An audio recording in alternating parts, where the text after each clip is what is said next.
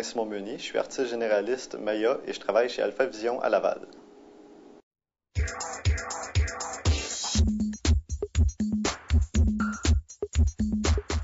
Depuis mon enfance, l'informatique a toujours fait partie de ma vie. Euh, donc, c'est une technologie qui m'a toujours intéressé, qui m'a toujours poussé à vouloir en apprendre plus sur l'informatique. Quand je suis sorti du secondaire, je suis allé prendre des cours en micro-informatique de gestion. C'était intéressant, mais je me suis vite rendu compte qu'il me manquait quelque chose, puis c'était l'aspect artistique qui manquait. Donc, après avoir découvert ça sur moi, je suis allé suivre des cours d'infographie au Studio Stock à Sherbrooke. C'était un AEC que j'ai complété. Puis, après ça, j'ai travaillé freelance pendant un certain moment. Après avoir travaillé freelance pendant un bout, j'ai commencé à explorer différentes avenues pour ce qui est du graphisme en général. Puis j'ai fini par essayer de faire du 3D. J'ai tout de suite mordu, ça m'a passionné, j'ai embarqué dans le 3D. J'ai par moi-même à la maison commencé à faire différents projets, différents exercices de 3D pour me rendre compte que ça serait une avenue intéressante pour faire en tant que métier. Donc je me suis engagé au Centre NAD. Puis pendant mon étude au Centre NAD, on est venu ici à Laval. On est venu visiter Alpha Vision. J'ai trouvé que c'était une très belle entreprise qui avait une qualité incroyable dans le travail. Puis ça m'a intéressé de venir. Donc, à la fin de mes études au Centre NAD, je suis venu ici à Laval. Puis on m'a accepté. Donc, depuis ce temps-là, je travaille ici.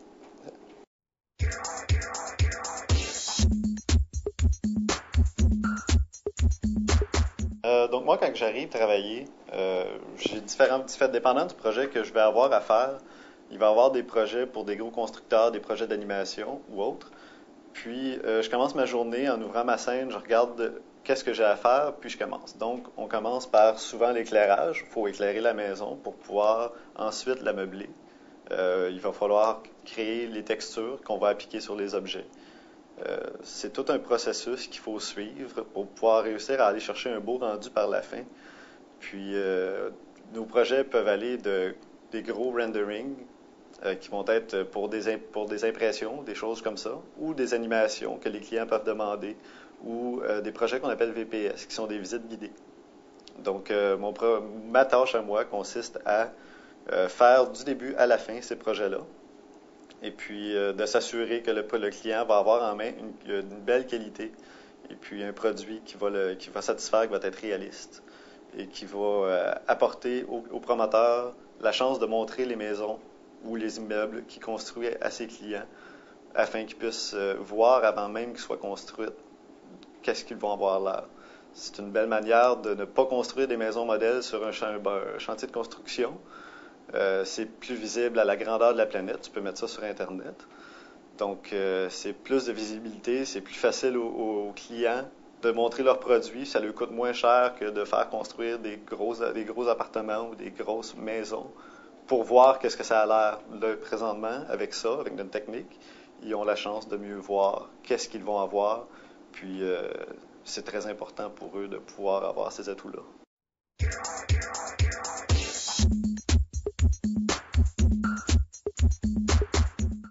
Parmi les outils qu'on utilise, on utilise Maya, Photoshop, qui sont des outils très communs dans notre domaine, mais on utilise aussi des outils développés à l'interne pour les besoins de la compagnie, comme Avol et Omega. On se sert de Maya pour faire tout ce qu'on a besoin avec le 3D, autant l'éclairage, l'animation, le shading, tout passe par Maya. Quand on a besoin de faire des textures ou d'autres choses, on passe dans Photoshop, puis on va utiliser ce logiciel-là pour faire, comme je disais, les textures, le compositing, les retouches qu'on a besoin de faire. Pour les logiciels à l'interne, ils ont développé des merveilleux programmes. Avol, qui est une librairie d'objets, de tous les objets qu'on crée se retrouvent dans cette librairie-là. Donc, ça nous permet de pouvoir rapidement sélectionner des designs, des meubles, importer ça dans nos scènes et d'avoir quelque chose avec quoi travailler sans être obligé de recommencer toujours à zéro. Pour ce qui est d'Omega, c'est un superbe logiciel qui fait la communication entre les clients et nous. C'est un outil de gestion. Ça leur permet de faire des critiques rapides sur ce qu'on fait et qu'on peut tout de suite répondre aux besoins du client.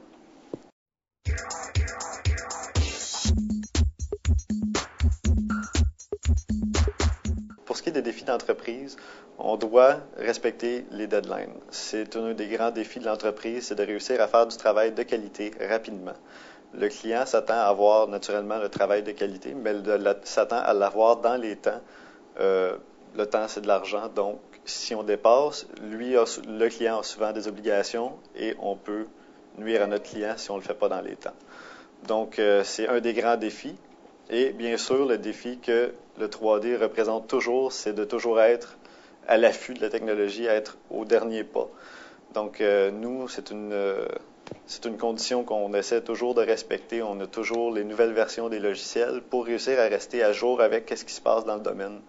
C'est un des très grands défis de l'entreprise, de réussir à toujours suivre le pas, de toujours être même en avant de la vague pour réussir à offrir le meilleur service possible.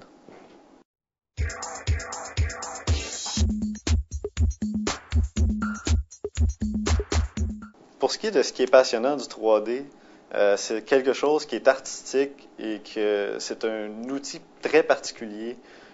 C'est pas comme faire du dessin où est-ce que tu pourrais faire un super de beau dessin, mais qui serait pas vraiment animable à moins de mettre des mois à travailler dessus. C'est le fun parce que tu peux créer un environnement en 3D, justement, que tu peux te promener dans ton environnement que tu crées.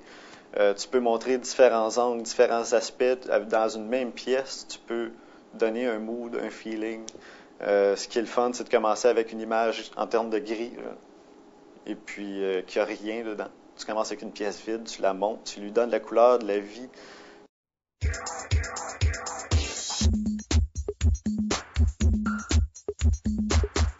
Pour ce qui est des conseils que je pourrais donner à des finissants, être ouvert d'esprit et d'oreille, être patient, être observateur, c'est tous des atouts qui vont être indispensables en entreprise.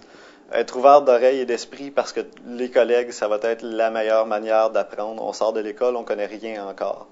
Les collègues qui ont de l'expertise dans le domaine sont là pour nous donner leur expérience. C'est extrêmement important qu'on prenne tout ce qu'on peut de leur expérience. Être patient parce que des fois en 3D, c'est pas toujours la vie rose. Des problèmes techniques peuvent et vont survenir. Les programmes vont crasher pendant le milieu d'un travail. Ça fait partie du défi d'être à l'affût, d'être bon avec la technique, d'être patient pour passer au travers du problème. Et naturellement, d'être observateur parce qu'un artiste, 3D ou non, s'il n'est pas observateur, il ne fera pas de l'art, il va faire n'importe quoi.